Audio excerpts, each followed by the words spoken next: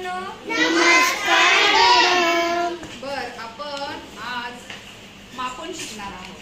काय शिकणार आहोत? मापन। मापन म्हणजे काय?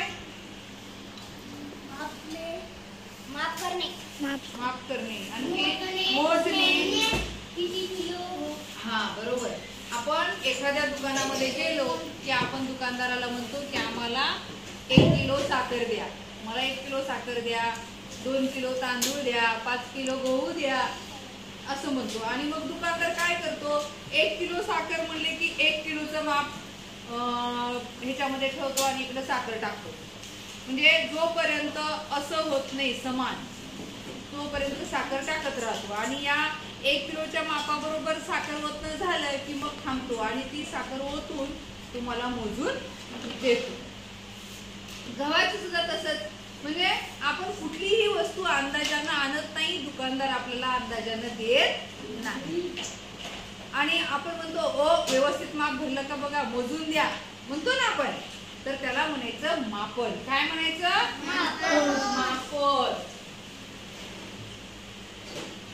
बघा मागच्या पाठामध्ये मापन मध्ये आपण मीटर, सेंटीमीटर, किलोमीटर असं शिकलेले होतो। श्रीकांत लक्ष द्यायचं।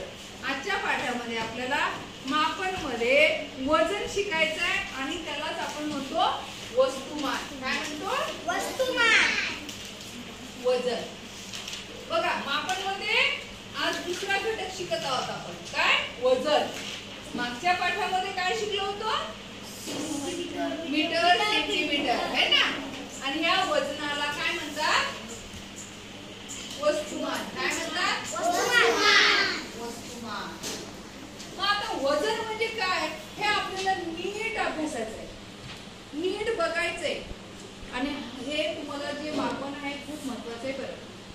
लिटर, मीटर आणि किलोग्रॅम हे जे आहे हे खूप महत्वाचं आहे। तुम्हाला 10वी पर्यंत आयुष्यभर पुढे तुम्हाला हे उपयोगी पडणार आहे। तर किलोग्रॅम हे वजन मोजण्याचं प्रमाणित एकक आहे। काय आहे? प्रमाणित एकक। हा बघा किलोग्रॅम हे वजन मोजण्याचे प्रमाणित एकक आहे। मोजण्याचे कसले एकक आहे? प्रमाणित एकक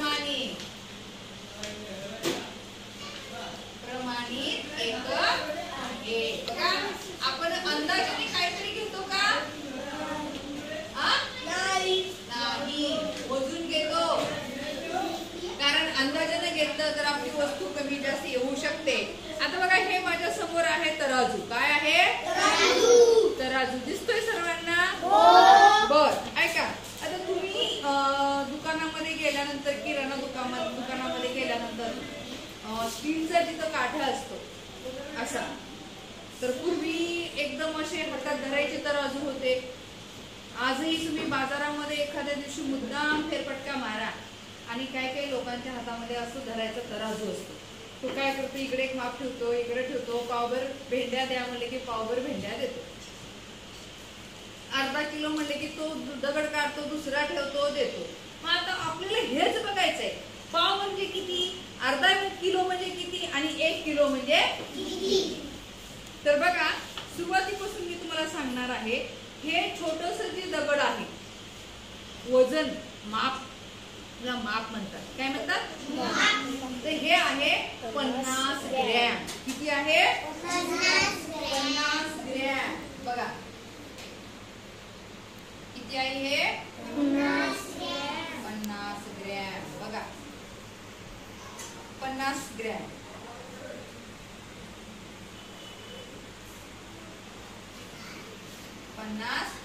GM म्हणजे ग्रॅम।